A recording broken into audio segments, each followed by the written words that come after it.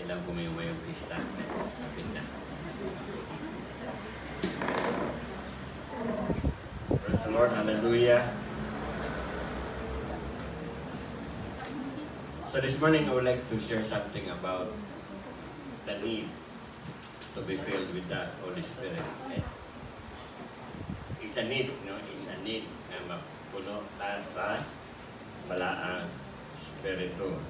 Okay, so the Lord, we thank you, God, for this time.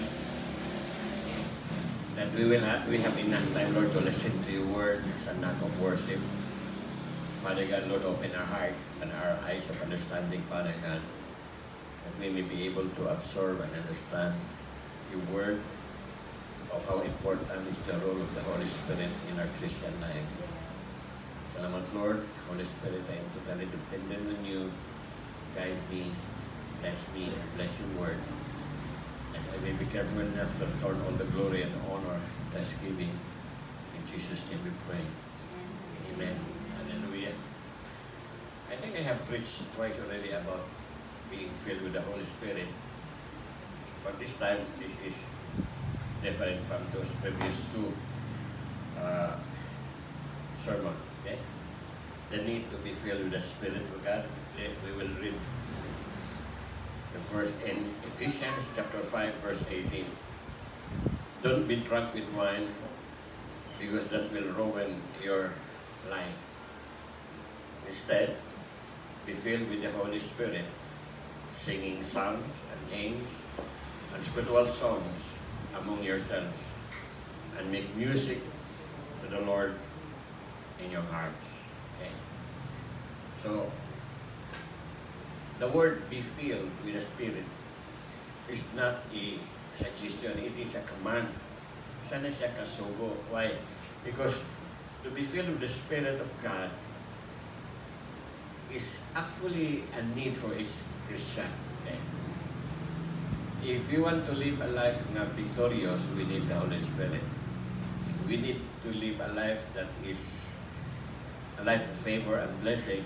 We need the Holy Spirit. If you want to walk in the supernatural, you need the Holy Spirit. Okay? If you have to study the Bible, you need the Holy Spirit. Actually, apart from Christian life, no, apart from the Holy Spirit, you cannot live your Christian life. Never. Okay? So all Christians ought to experience the Spirit-filled life. It is the normal Christian life. Okay? The fullness of the Spirit is for every Christian. Okay? Ini magungkuan ba? Para sa kadaghanan, kanang word, fullness of the Spirit, or filled with the Spirit. Murag niyo sila para na sa mga pastor. No, it is not for the pastor, it is for everyone. Okay? For everyone nga, na ay Ginoo sa ilang kinabuhi, we need really to be filled with the Spirit of God. And I will show it to you later why there's a need for us to do that. Now, the Spirit-filled life is not an option. Okay? It is not merely a blessing to enjoy. It is a command to obey. Okay? Ang ba dengan doon sila kanabitang mga anointing? Okay? Actually, the Bible said you are already anointed. Every people na nituon ni Kristo, gianwit na sa Ginoo. Okay? And yet you can still see a lot of people who paampo because they want the anointing. Actually, the anointing is already inside of you, the Holy Spirit. Okay? So, we need to answer some question. What does it mean to be filled with the Spirit of God? Okay? Simply, it is a continual availability of to a constant flow of the Spirit's power. Now, constant, meaning you are constantly connected to the Spirit of God. Okay? Dili pwedeng imo na isuloob ng Holy Spirit maduminggo. Okay? Because the Holy Spirit is given to us kaya ato din magamit for our daily Christian living. Okay? In fact, one of the reasons that many Christians are not having victory over sins, ilang sala, because they are not walking and living in the Spirit of God. Okay. Now, we have to understand nga, kadaghaning gibalik sa Biblia. And there is a reason why. Okay? So, we are going into that. So, why we must be filled with the Holy Spirit? Kailangan mo na mapuno sa Balang Spirito. So, let me give you some reasons. Okay? Number one, God's Word commands it. Isugo na sa Ginoo. Be filled with the Holy Spirit. Okay? It's a command. It is not a suggestion. Okay? It's a command. So if it is a command, we have to obey. Okay. Amen? Amen. So are you obedient on that matter?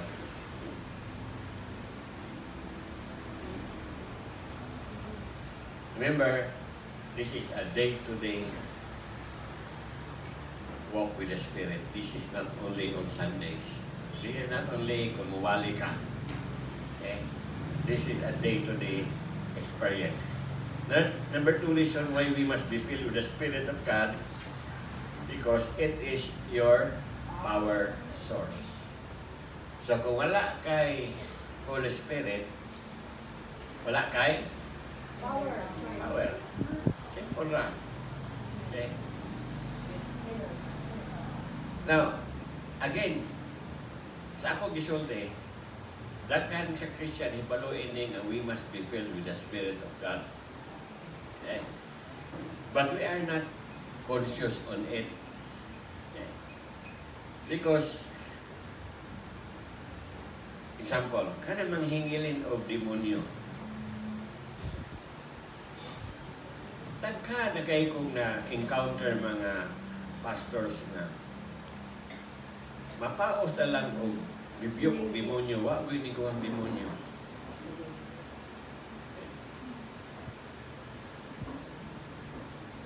Kunyag malain, muwag na gitayon ng demonyo.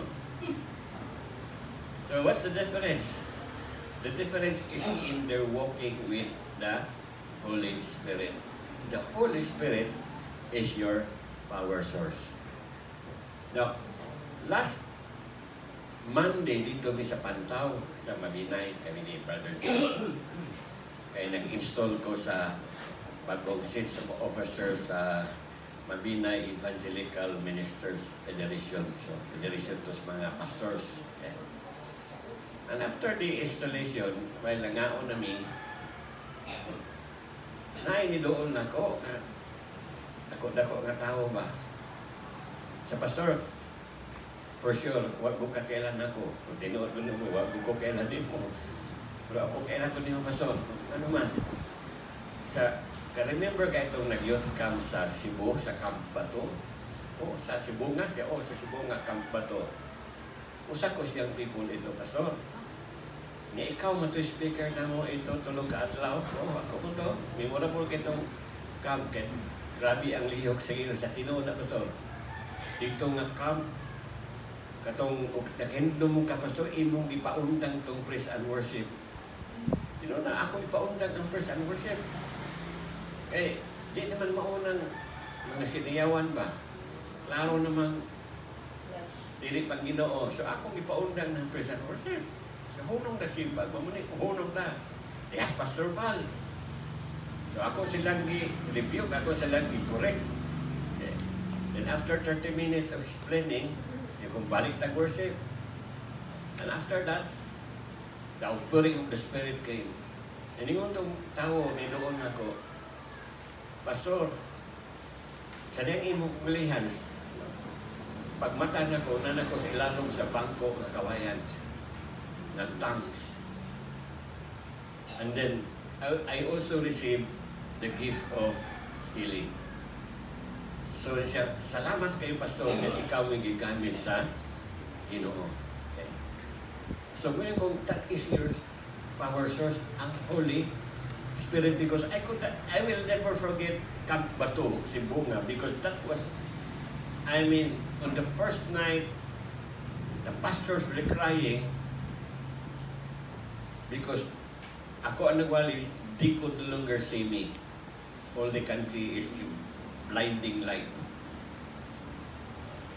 It was the Holy Spirit. It was never about me. It was the Holy Spirit.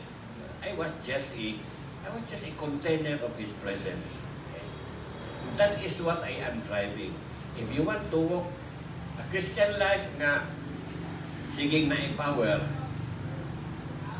you have to continuously be filled with the Spirit of God. Not only on Sundays, not only during camps, but every day. Okay?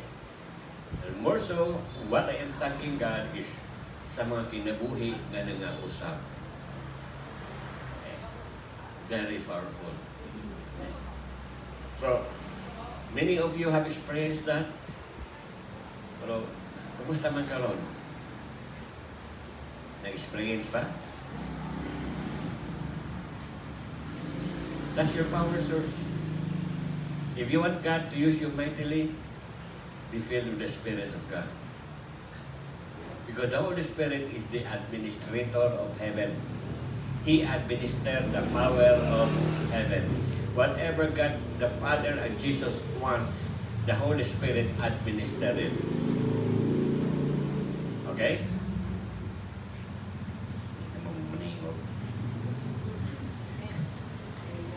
So, I pray that from His glorious, unlimited resources, He will empower you with inner strength through His Holy Spirit.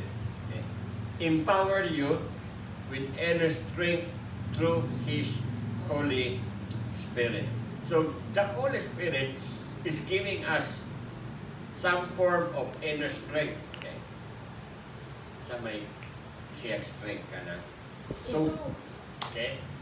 So, if you are filled with the Spirit of the Holy Spirit, if you are filled with the Spirit of God, you will receive inner strength from Him. And that is what I will share with you. Okay? Kung something yung ingon nga inner strength. Okay? Again, yun na ang Ephesians 3:16. He will empower you with His inner strength through His Spirit. Okay? So what kind of strength the Holy Spirit gives? Sa klaseng kusog yung gihatag na to. The first one is the strength to accomplish your goal. Now, this is not limited to spiritual things. This is something that will cover every area of your life. Kung nagtrabaho ka sa opisina, you have your goals. You need the help of the Holy Spirit to accomplish your goal. Eh, kung negosyante ka, you need the strength of the Holy Spirit to have your business prosper. This is not only for spiritual things, but this is for every aspect sa atong kinabuhi. If you are a teacher, you need the strength of the Holy Spirit so that you can teach your student with the right wisdom and understanding that comes from God. Okay? You will become a better teacher if you have the strength of the Holy Spirit. So, forget about nga murag pangsimbahan na din. No, this is not about pangsimbahan. Ang Holy Spirit is not limited to church. Ang problema sa Christian, problema sa kadaghanan sa Christian, we compartmentalize ang atong kinabuhi. Saman, og Sunday, pang Ginoo. Og Monday to Friday, pagkalibutan. Kaya pagkalibutan man, wala labot Ginoo. Para pagkatong karaan ako ngayon sa una nga, Madomingo, kusog kang mahilap, Diyos ko.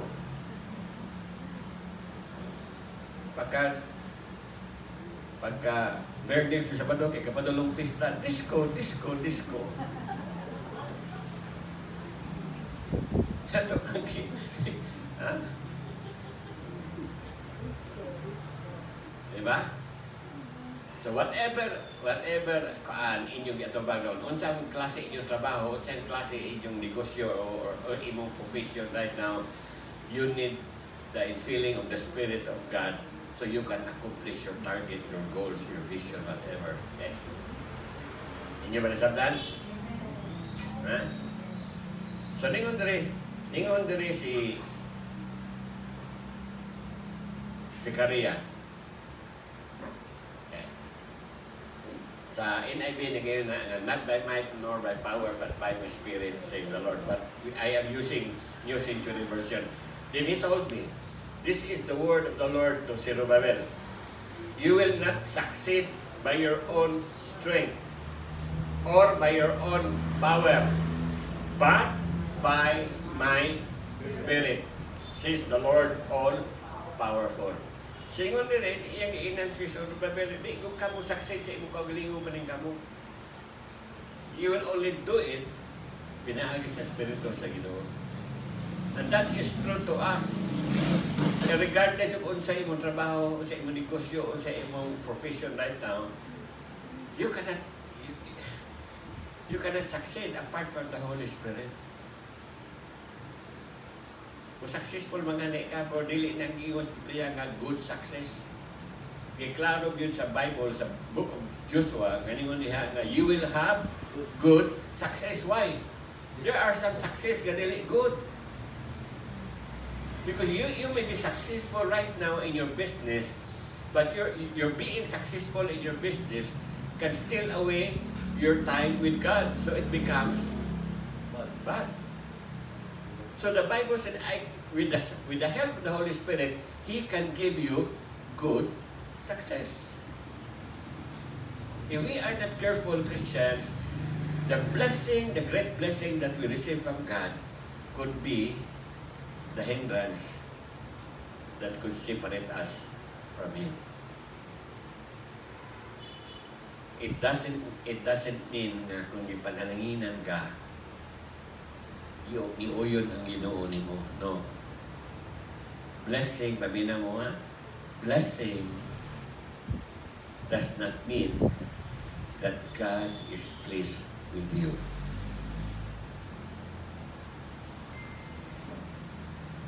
Remember Moses? Exodus chapter 33. Iingnan sa Ginoo si Moses, madalat ikaw ang mga katawhan, no? I will not go with you kay kini mga tawhanan kahigulo, bugul-bulang, reklamador, stiff-neck, murmurer, gambler, rebellious. You and your people can go to the promised land. I will send angels before you to defeat your enemy. So na ay protection, angel yun. Totally protected sila. And you will enjoy the fruit of the land, which is flowing with milk and honey. So karon modern naman, milk and money. So hulat tong grabing panalangin. And so you will prosper in that land.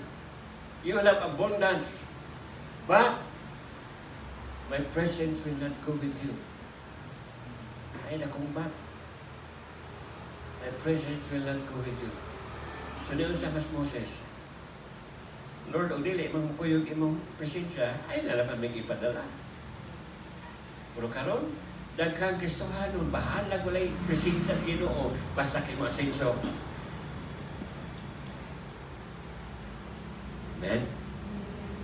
Sorry na nga ikaw, wala tuyo . Okay. Number 2, the strength to influence the world around you. Okay. If you want to become a charismatic person, you need the Holy Spirit. Okay. Kanang charismatic person, wala nang kapasabot nga membro kas charismatic. No. Pasabot ang a charismatic person is a person na karabang ang uban mo doon mo kampatik, relax na kayo ba? Dili sa lamahadlok niya, kung charismatic ka, muhatag kag value nila, no? Mo encourage ka nila, marami kag magkabuhig patay. Marami kag pirming gadala o paglaom. No? So katong mga tao nga daghang problema, once na agad doon, ma-revive sila. Okay? Muna kita itong charismatic. Okay? Now, if you have to become a charismatic person, you need the Holy Spirit. Now look at this verse. Okay, muna gano'n, strength to influence the world around you. So, tingnan rin, but when the Holy Spirit has come upon you, you will, what? Receive the power to testify about me with what? With great effect. Okay? Sa ito pa, grabe ang imong influensya. Because the Holy Spirit is with you. The power of the Holy Spirit is with you. So every time you preach the gospel or share something, people will listen to you. Okay. So with great effect to the people in Jerusalem, throughout Judea, in Samaria, and to the ends of the earth, about my death and my resurrection. Now, if you want your influence to grow greater, you need the Holy Spirit. You need the Holy Spirit. So, people will listen to you. People will look for you. People will take your advice. They will sought your counsel. Because you have something na wala nila. Even if you are a pastor, that is the same. Kung negosyante ka, more so, nakinalang ka na. You will learn to walk in the favor of God. If you have the Holy Spirit in you, you will walk in favor before God and before men.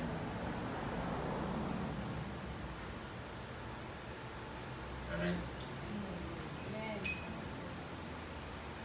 So,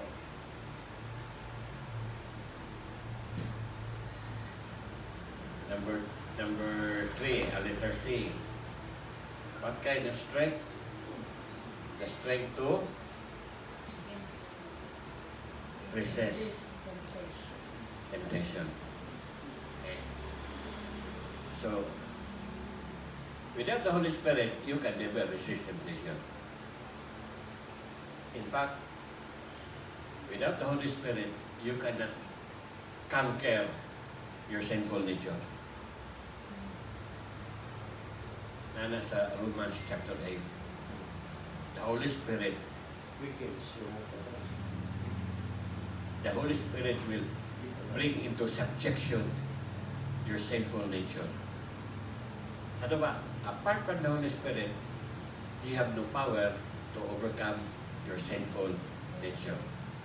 So dili, ningon ang scripture in 1 Corinthians chapter 10 verse 13, there isn't any temptation that you have experienced which is unusual for humans.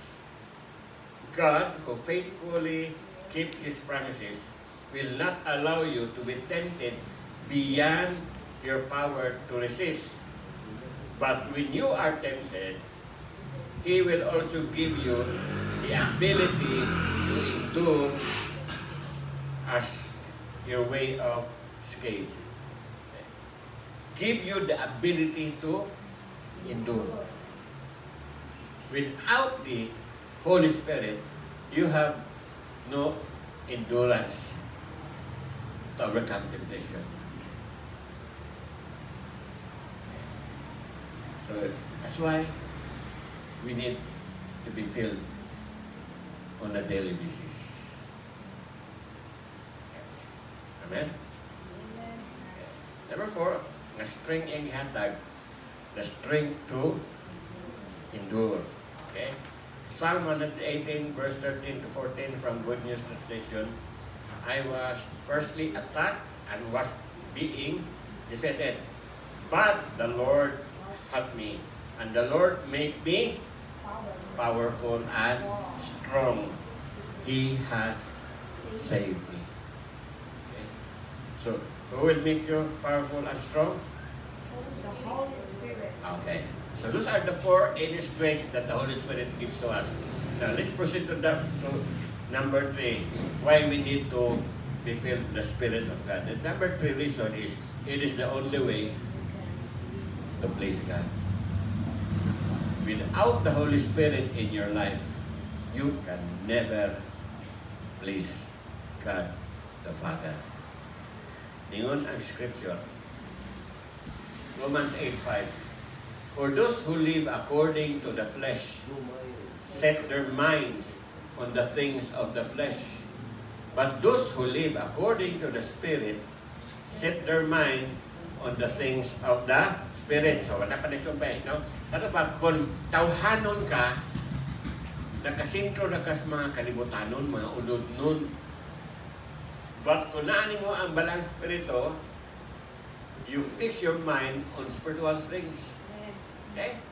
So, ningon ang verse 8. Indeed, verse 8, those who are under the control of human nature cannot please God. They cannot please God. But if you are under the control of the Holy Spirit, you can please God. So without being filled with the Spirit of God on a daily basis, your focus will be sinful nature. Unod. Kunya, kay unod man, imo muna naras kalibutan na na. Shopping ko, palit ko ini, naunda dito. Wala ka like, you forgot the spiritual thing. You are no longer having your mind fixed on those things which are not temporal. Okay. Amen? And when that happens, when you are so focused on your sinful nature, on your flesh, you cannot please God. Amen. Okay?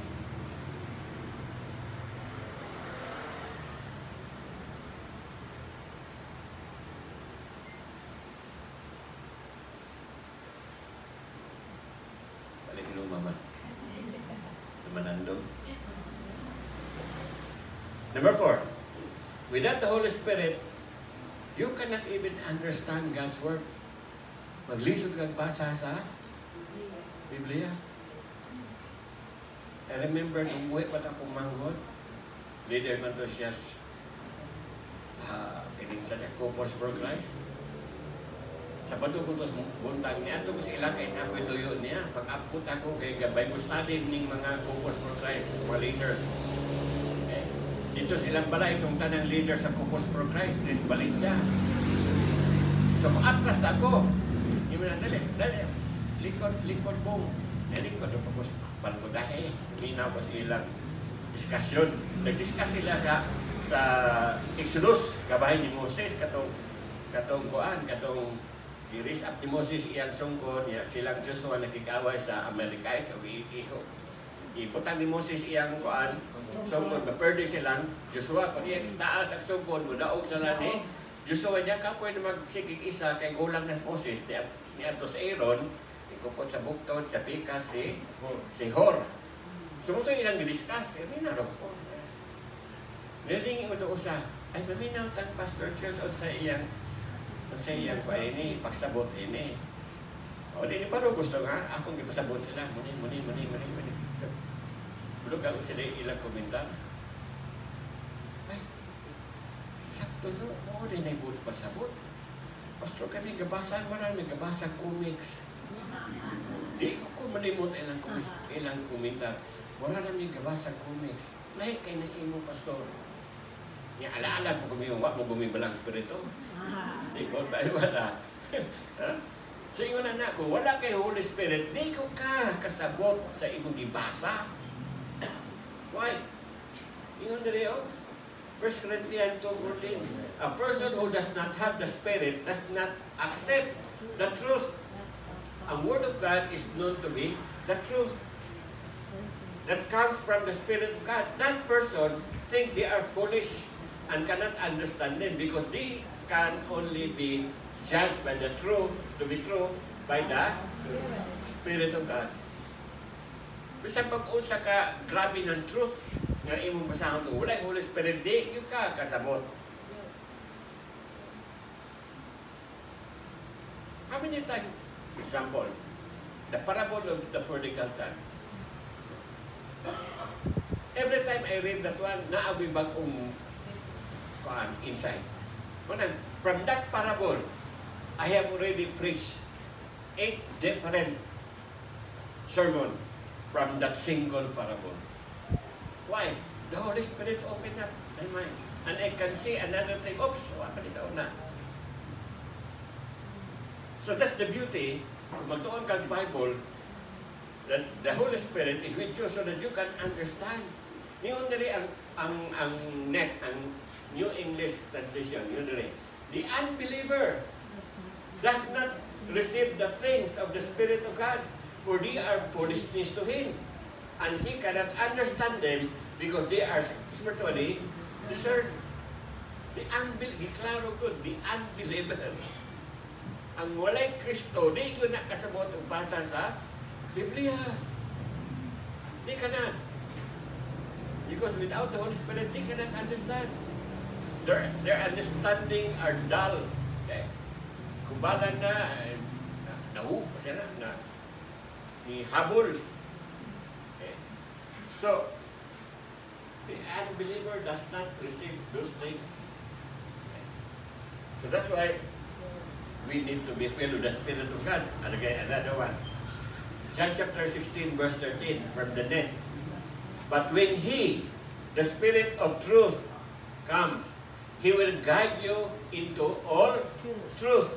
For He will not speak on His own authority, but He will speak whatever He hears and will tell you what is to come. Tinoon na, the Holy Spirit will reveal to you the truth. In the Old Testament, there's one event na katong pagpatay ni katubang Goliath, David and Goliath. That's another scripture nga daghan kung nawali. Different messages, but the same scripture. Why? The Holy Spirit keep on opening and opening. Okay? Walang katapusan. So, you need the Holy Spirit if you want to understand the Bible. Okay? Ikalima, to have the Holy Spirit in us, prove that we belong to Christ. Wala kay Holy Spirit, adi ko kaya Ginoo. Okay? Yung nilay ang Bible. Okay, Romans 8 verse 9. You, however, are not in the flesh, but in the Spirit. Nanama mo sa Spirit? Okay? If indeed the Spirit of God lives in you. Now, if anyone does not have the Spirit of Christ, this person does not belong to Him. Ang Holy Spirit naghagalan. One of His name is the Spirit of Christ. Spirit of God. Spirit of grace, Spirit of truth. Okay? Nahagalan na siya. And one of His name is the Spirit of Christ. So if you don't have the Holy Spirit in you, the Bible said, you do not belong to God. Okay?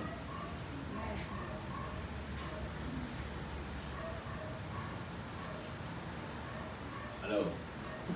Okay, another one. We are sons of God because the Holy Spirit leads us.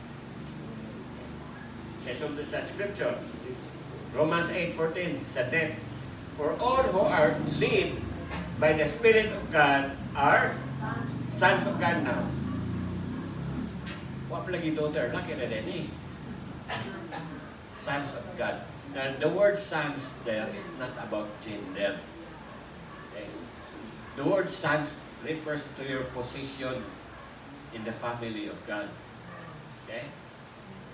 Dili na siya laki or bayi. Okay? So, pero ang kanang mga modern religion, ilang laroon po sa sons and daughters of God. Okay? Well, anyway, the original text is only sons of God. So, maunit tibelhan nga iya ka sa anak ka sa Ginoo kung ang Holy Spirit nagmando nimo, naglib nimo, nagkiya nimo. So, diyon dere ang verse 16. The Spirit Himself bears witness to our spirit that we are God's children. Ultimo ang Holy Spirit mo testify nga anak ka sa Ginoo. Kaya naa siya nimo.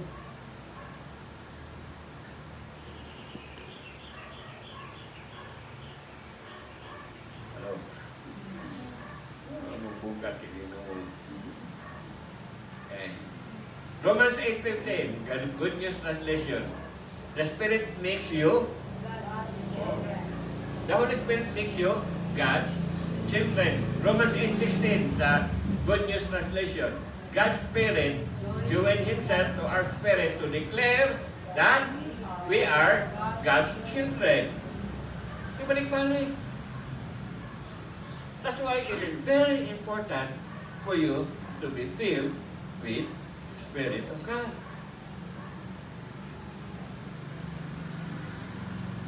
Romans 8:17, Good News Translation. Since we are His children, we will possess the blessing He keeps for His people. And we will also possess with Christ what God has kept for Him. For if we share Christ's suffering, we also share in His glory. So, pila ka klaseng blessing ang imong madawat?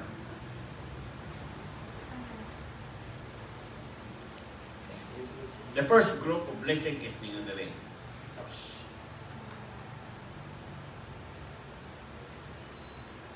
Okay. First blessing. We will possess the blessing He keeps for His people. So, nasa gitagan ng blessing para nato. So, maato agyo na. Okay? And then, ikalawa, ninyo dali. We will also possess with Christ what God has given for Him. Napo siya tagana para ni Kristo. Napo na bahin dito. Ha? Basahan ng Romans 8.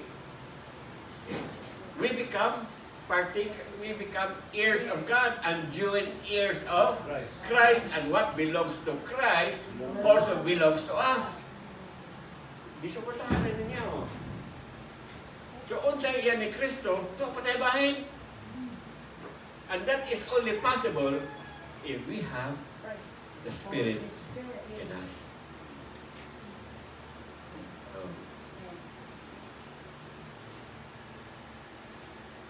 The Holy Spirit help us build our worship and prayer life.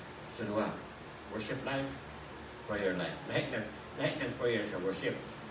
Although, prayer is an act of worship, but not all kinds of prayer are worship. So, kalaro na prayers can be an act of worship, but not all prayers are worship. Okay. Worship life. So, that's worship. Philippians 3 verse 3, Good News Translation. For we worship God by means of His Spirit. Without the Spirit of God, your spirit cannot connect with the Spirit of God. That's why the role of the Holy Spirit is to help our spirit to connect with the Spirit of God. If we fail to connect with the Spirit of God, we have not worship. No worship happen until nga makakonek ang imong spirito sa spirito sa Diyos. And that is only possible if you have the Holy Spirit, because He will help you do it.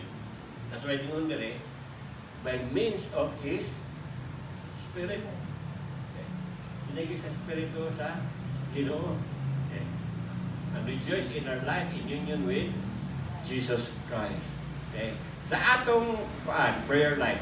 Sa atong prayer life, sa Good News Translation nag-iingon diri, in the same way, that Spirit also comes to help us, weak as we are. For we do not know how we ought to pray.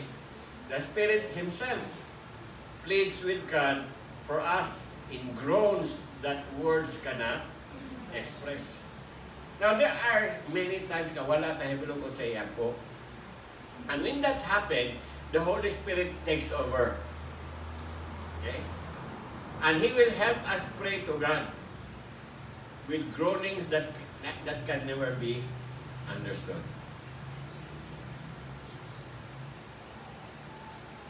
Ito ay ng Holy Spirit, the Spirit of intercession. Number 8, it is your purpose for living. It is your purpose for living. What's your purpose? To be filled with the Holy Spirit. Okay? 1 Corinthians 3 verse 16 says from the God's Word translation, don't you know that you are God's temple and that God's Spirit lives in you? Another scripture. 1 Corinthians 6 verse 19, God's Word translation, don't you know that your body is a temple that belongs to the Holy Spirit? The Holy Spirit whom you receive from God lives in you. You don't belong to yourself. You belong to the Holy Spirit. And that is your purpose of living. You become the temple of God. Ang problema, we take it for granted.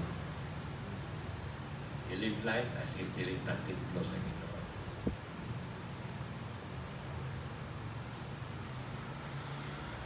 Amen.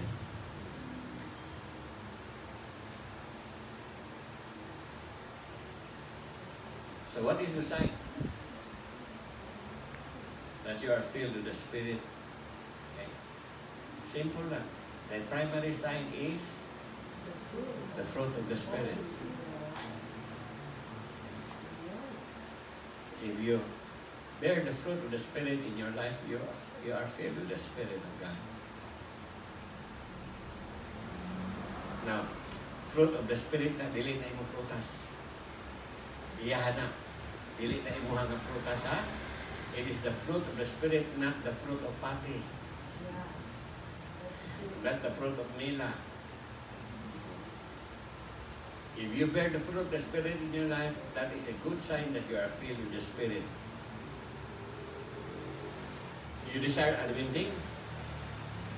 Simple na kayo ang sekreto sa anointing. Bear the fruit of the Holy Spirit. Because the fruit of the Holy Spirit is the character of God. And the character of God is the container of the anointing. When you possess the characters of God, which is the fruit of the Spirit, then you have the anointing. Magpaampo ka. Sa pagpila ka, pastor, maampo ni mo, wala kay kiniyas Ginoo, di ko ka madihugan. Amen? Kung sa pati sulti ito kuan,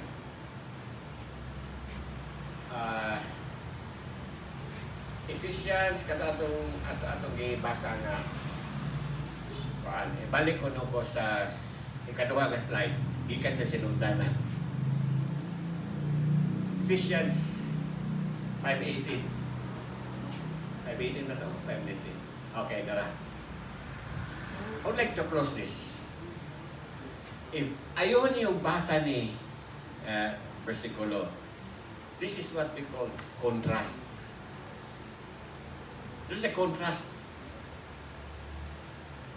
Ang hubog o bino o ang puno sa balang espiritu. Ato na lang ingnon, hubog sa bino o ang hubog sa espiritu. Okay. This is a good contract. Okay. Let's describe. Ako, agi magpupugubog sa una. Pwede ko pala hubog. Agi lang ko pala hubog. Number 1, kanang hubog o bino, wala na magdaling pauli. Diba? Tinaw na dali. Kanang hubog, dali ba nag-uli? Dili, masugod na mabuntagan na dapis kasada.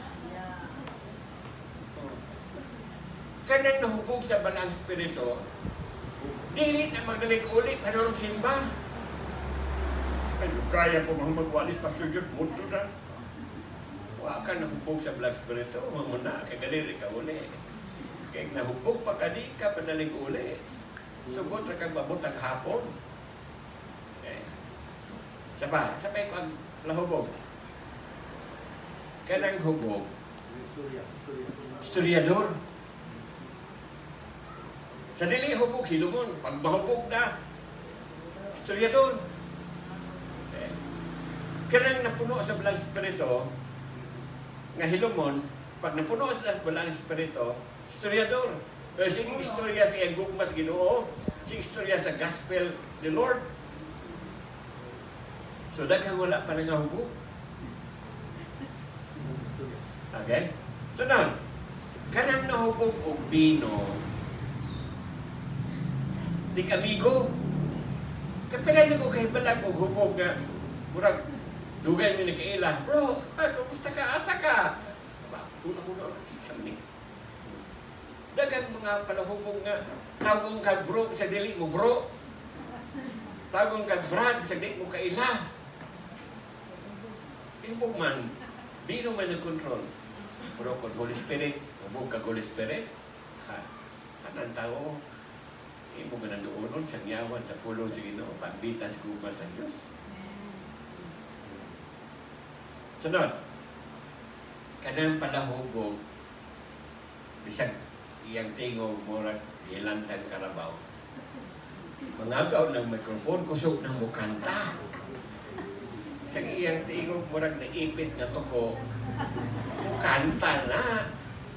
Sa nananas inborn na, huwag imong tuntun ng mikrofon, mukanta gihapon na.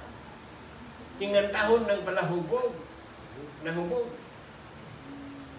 Sa simbahan, pero gamay na may palahubog, gamay na may kusog mukanta. Ang banwa pa ng hubog. Di ba tayo noon? Kanang hubog, mausag ng nilakwan. Di noon. Pag-iikis ng manandugay, mabot sa ilang balay. Kaya mulakag ka usa, maatras po kaduha. Dugay mo abot, nausap ang nilakwan. Kana kung nahubog sa balang spirito, mausap po ng linakwan, ana, matarong na, di na buluyagon, di na laag. Hello? Ano? Kanang palahubog.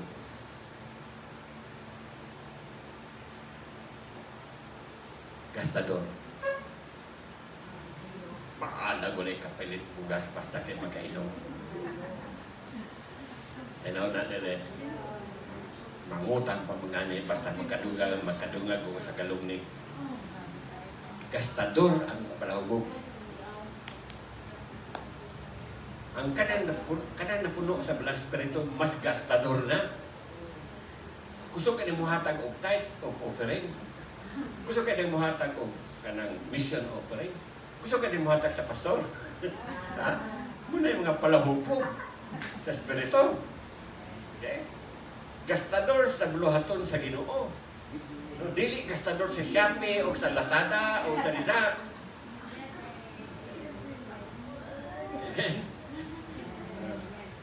Tinaw na, bapo kay contrast mo na do not be drunk with wine, but be filled with the Spirit.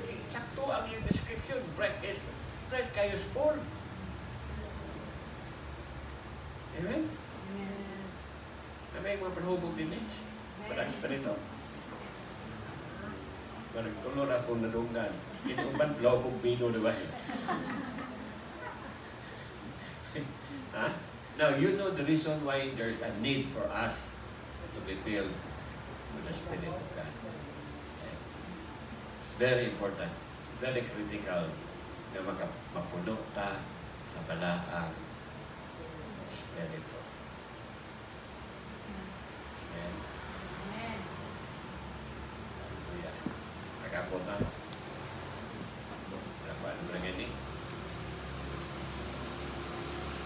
Wala lang nabalik din sa lugar.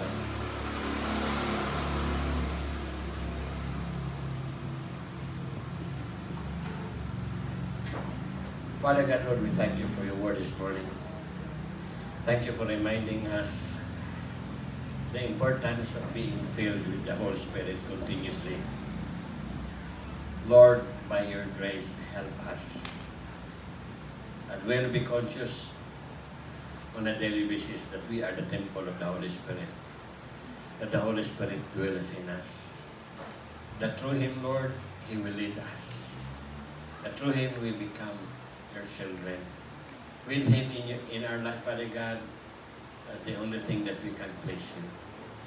So Lord, I thank you, God, that you wanted the Holy Spirit to dwell in our hearts with a purpose, Father God. So Lord, continue to reveal to each one of us the importance. Why? Lord, I pray that those words that your people heard this morning, I thank you, God, na dito mo lamay ng kawan, at magapamuhan to sila matagin na buhay. As they learn to walk and live in the Holy Spirit, being conscious that they are filled with the Holy Spirit. God, I thank you, Lord, that they will live under an open heaven. They will walk in your favor. They will have favor before you and before men. That you shall prosper, God, with the works of their hand, with their job, with their business. That you will open opportunities for them, Father God, for growth and for success. Lord, that can only happen, God, if we continuously be conscious that we are the temple of your Spirit. Salamat, Ginoo, that you have no other desire except to bless us, to prosper us, and to succeed in this life. And Lord, the Holy Spirit is the only thing that we need so that we can attain success and have good success sa among matag kinabuhi. Lord, dalaygon ka sa katapusan, ako kang ipasalamatan, ako sa ngalan ni Ginoo Jesus, kanang himaya, inuwasa, sa ngalan ni Jesus, ug at nagkatawan sa Diyos nimo. Amen. Amen. Amen. Hallelujah. Natay announcement.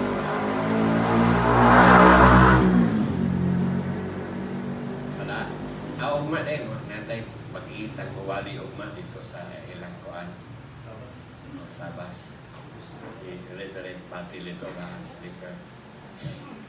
Sa women's kuan dito. Tiplo kas balang espiritu po. Pagka. Okay, so kung wala na, may nalagay atong pista na tulog Sabado, so dili makitahan atong simba sa Domingo. Okay? So wala tayong changes sa atong schedule kay ang pista Sabado. Okay? So kung magpista mo, pwede mo kung mamita. Abri ang schedule na. Okay, kung wala na, manindong tabing zone.